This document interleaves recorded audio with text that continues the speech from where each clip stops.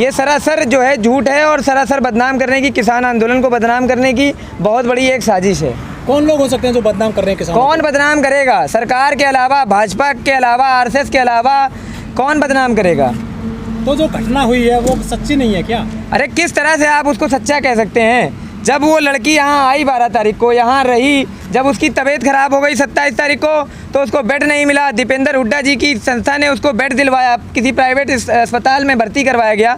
उसकी तबीयत ज़्यादा ख़राब होने के कारण 30 तारीख को जब उसकी मृत्यु हो गई तो किसान जो बॉर्डर है, टिकरी बॉर्डर, वहाँ पर उसकी शव यात्रा को ले जाकर उसका देहावसन करा गया। फिर आज 10 तारीख को उनके पिता यहाँ पर कैसे आ गए और आज कल उन्होंने किस प्रकार 9 तारीख को FIR लिखवा दी उन 4 लोगों के खिलाफ? उन्हें कैसे पता चल गया कि वो 4 लोग इस चीज़ में शामिल थे? अगर उन्हें पता चला, किसने बताया उन्हें? जिसने बताया वो सामने आए। आखिर किस प्रकार उन्हें ये बात पता चली और इतनी देर से क्यों वो जागे? इतनी देर से किस प्रकार जागे? और इतनी बड़ी भीड़ में उस लड़की का बलात्कार कैसे हो सकता है? जहाँ पर 20, 25, 30 हज़ार किसान मौजूद हैं, बलात्कार आप किस प्रकार कह सकते हैं कि बलात्कार हुआ? पहले भी एक हरियाणा में बड़ा आंदोलन चला था, जाट आंदोलन, उसमें भी ऐसे ही आरोप लगे थे दुष्कर्म के। तो वो भी आंदोलन किसके खिलाफ था? इन्हीं बीजेपी के खिलाफ था, इसी पार्टी के खिलाफ था, इसी सरकार के खिलाफ था। तो ये लोग जिस तरह से उस आंदोलन को बदनाम करके ख़त्म कर दिए, इनका वही स्क्रिप्ट पुराना है। अब इसमें हुआ क्या होगा? जो लड़की 12 तारीख को बंगाल से यहाँ पे आई, 24 तारीख को से बीमार हुई, 27 तारीख को एडमिट कराया गया, 30 तारीख को उसकी मौत हुई। उसके पिताजी 10 तारीख को आते हैं। इसमें ऐसा हुआ कि जब उसकी मौत हुई तो इनके इंटेलिजेंस ने बताया कि एक बंगाल की लड़की की मौत हो गई होगी।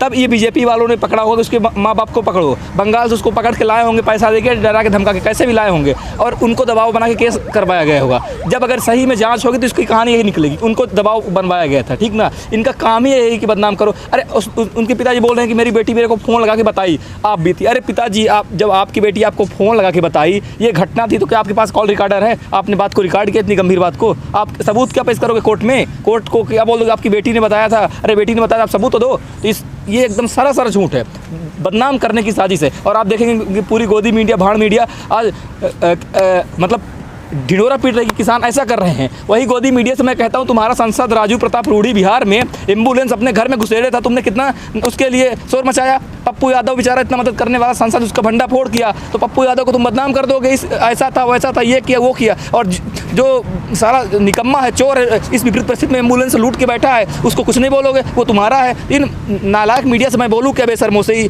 पूरा देश जान चुका है कि ये बेशरम है, ये बदनाम कर रहे हैं, देश को, किसान को गुमराह कर रहे हैं। लेकिन ये तो बात सच्ची है ना कि भाई घटना घटी है, मृत्यु हुई है लड़की की और रेप भी उसमें दर्ज हो गया है। नहीं, मृत्यु हुई है, ठीक है, तो मृत्यु में रिपोर्ट अभी तक आई कि कहाँ से हुआ है उसकी मृत्यु, है ना? लेकिन बात ये, जब रेप हुआ तो रेप में आप प्रूफ कैसे करोगे? अब वो उसके पिता बोल रहे हैं कि मेरे को फ़ोन लगा के बताती थी, तो आपके पास क्या कॉल रिकॉर्ड है? आप कोर्ट में सबूत के पेश करोगे? मैं यही कहना चाहता हूँ। लड़की तो थी ना बॉर्डर पर भाई, तो बॉर्डर पे तो यहाँ पे भी लड़की थी, हैं, अभी भी हैं, क्या दिक्कत है? वहाँ पे भी हर जगह महिला पुरुष हैं, सब लड़ रहे हैं, सबके लिए लड़ाई है, इसमें क्या बुराई है? कि नहीं लगता आंदोलन की छवि गंदी होगी? बिल्कुल, हमें लगता है कि आंदोलन को छवि को गंदा करने का एक प्रयास रचा जा रहा है, षड्यंत्र रचा जा रहा है, लेकिन कुछ भी नहीं होगा। सबको पता है कि इनकी वही पुरानी कहानी है, जाट आरक्षण वाली, जाट आंदोलन वाली कहानी है, वही पुरानी स्क्रिप्ट है।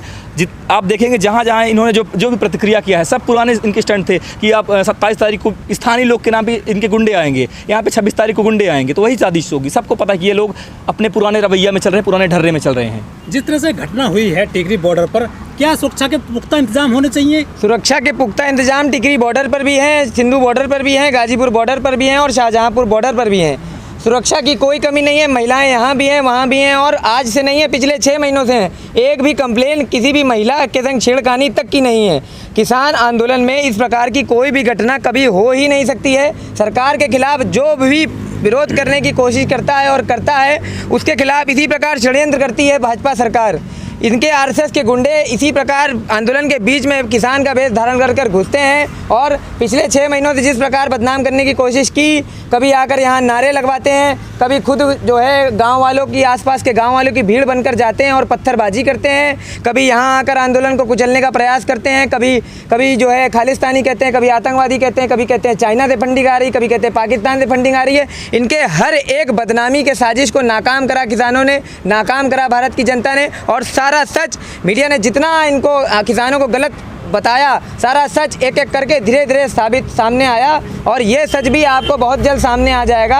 आप खुद सोचिए, अगर उस महिला का, उस लड़की का बलात्कार हुआ, उनके पिता ने कहा कि वो मुझे फ़ोन करके बताया था, तो अभी तक उनके पिता थे कहाँ? उस लड़की की मृत्यु 30 तारीख को हुई, वो लड़की 30 तारीख को जब मर गई तो उनके पिता अभी तक क्यों नहीं आए? 1-2 तारीख को क्यों नहीं FIR कर दी गई? सोचिए इस बात को। 9 तारीख को FIR क्यों करी जाती है? अगर लड़की ने फ़ोन करके बताया, तो अगर आपकी लड़की होगी या मेरी लड़की होगी तो मैं तुरंत पहुंचूंगा घटनास्थल पे, तुरंत जाके उनके खिलाफ कार्रवाई करूंगा, तुरंत जाके मैं केस करूंगा। आज 9 दिन बाद क्यों आई? बंगाल की लड़की थी, इसका फ़ायदा उठाने के लिए भाजपा सरकार ने, उनको पता चला इंटेलिजेंस की पुलिस यहाँ भी है, वहाँ भी है, हर बॉर्डर पर है, और अनेक जो है कृत्य करने की साजिश रचने की कोशिश करती रहती है आंदोलन के बीच में से। तो इसी प्रकार जब उनको बताया गया कि वो लड़की वहाँ पर उसकी मृत्यु हो गई है, साफ साफ रिपोर्ट में लिखा है कि कोविड होने के कारण उसकी मृत्यु हो गई है। जब वो मृत्यु का पता चला, जब भाजपा वालों को कि मृत्यु हुई है बंगाल की लड़की की, तो उन्होंने उनके पिता को खोजा, उनके घर वालों को खोजा, उनको यहाँ लेके आए, उनके ऊपर दबाव बना के, उनको पैसे का लालच दे के केस करवाया गया और आंदोलन को बदनाम करने की साजिश करी गई है। आप ऐसे कैसे कह सकते हैं कि कुछ नहीं हुई ऐसी घटना? आप नहीं मानते कि जांच का विषय है ये? जांच का विषय है तो जांच करेंगे, सब सामने आ जाएगा। आप एक बात बताइए, जब लड़की की मृत्यु 30 तारीख को हुई, उनके पिता ने बयान दिया है कि वो मुझे फ़ोन करके बता रही थी कि मेरे संग बलात्कार हुआ है। जब बलात्कार जैसी संगीन आपकी बेटी के संग ऐसा कुछ होगा तो आप तुरंत आओगे कि 9 दिन बाद आओगे? 9 दिन बाद क्यों आई वो? 9 दिन बाद किस लिए आए यहाँ पर FIR करने? 9 दिन लग गया ये सोचने में कि FIR करनी चाहिए या नहीं करनी चाहिए। ये बात, इस बात का सवाल कोई दे अगर मुझे तो बता दे। समझाने बुझाने की कैसी बात चल रही होगी? समझाने बुझाने में 9 दिन लग जाते हैं के लिए उसके संग वो समझेगा बुझेगा कि केस करेगा। आपने चाहते कि जांच हो? मैं चाहता हूं कि जांच होए, मैं चाहता हूं उसकी जांच हो, बिल्कुल जांच हो, सफेद जांच हो और सच सबके सामने होगा। जिस प्रकार बाकी के जितने भी आरोप लगाए गए सच सामने आया, भाजपा का पर्दाफाश हुआ, उसी प्रकार इसका भी सच सामने आएगा। और किस आधार पे FIR नाम दर्ज कर ली? पुलिस तो किसी के नाम पे भी FIR दर्ज कर लेती है। हमारे नाम पे FIR हमारे शहर में दर्ज हो गई कि वहाँ पर दंगा फैलाया इन्होंने कानपुर से जाकर, तो उससे क्या हो जाएगा? हम क्या दंगाई हैं? हमने कौन सा दंगा कर दिया? सामने आ गया ना सच, किस प्रकार से ने वहाँ भेजकर रास्ते दिखाकर और भीड़ को जो है नियंत्रित कर दिया गया। दंगा क्या होता है? दंगा तो तब होता है ना जब लूटपाट होती है, लोगों की दुकानें लूटी जाती हैं। तो ये सब बदनाम करने की साजिश है, सच सब अपने आप सबके सामने आ जाएगा।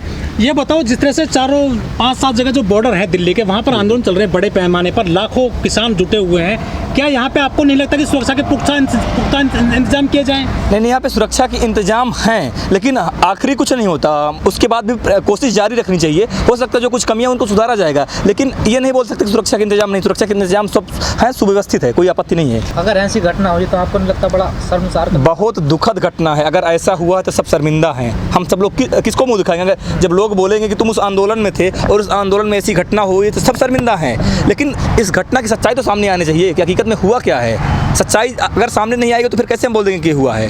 लेकिन अभी तक इस घटना को देख करके लगता है कि प्री प्लानिंग स्क्रिप्टेड रचना है। जो घटना हुई है टिकरी बॉर्डर पर, उसके बाद से गाजीपुर बॉर्डर पर आपने क्या सुरक्षा के पुख्ता इंतजाम किए हैं यहाँ पर?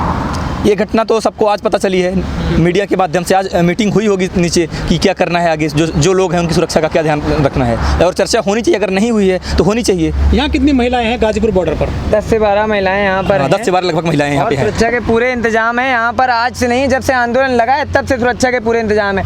1 नंबर गेट बना हुआ है और 2 नंबर गेट बना हुआ है। दोनों गेटों पर जब भी कोई व्यक्ति अंदर आता है या कोई संदिग्ध व्यक्ति अंदर आता है, बिना ID कार्ड चेक करे उसकी एंट्री नहीं होती है। दूसरी चीज़, रास्ते में जितना आंदोलन स्थल है 2-2.5 किलोमीटर का, हमारे जो है वॉलंटियर टहलते रहते हैं, चेक करते रहते हैं। किसी प्रकार की घटना यहाँ पर हो ही नहीं सकती है। ये बताओ, यहाँ पे जो जितना आंदोलनकारी हैं, क्या पहचान है उसकी कि आंदोलन में है या बाहर का आदमी? कोई आई कार्ड बांटे आपने उनको? कोई आई कार्ड आपके लाखों लोगों के, हजारों लोगों को बांट सकते हैं क्या?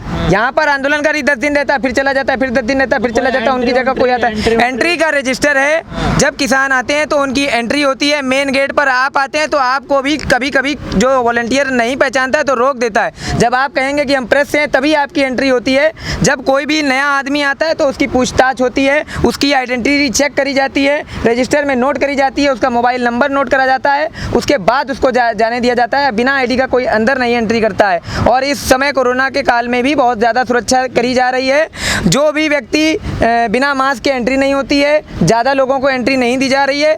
खाने वाले जो लोग यहाँ पर आसपास के झुग्गी झोपड़ियों के आते थे, उनकी भी एंट्री, उनके लिए खाने की व्यवस्था बाहर दोनों गेटों पर कर दी गई है।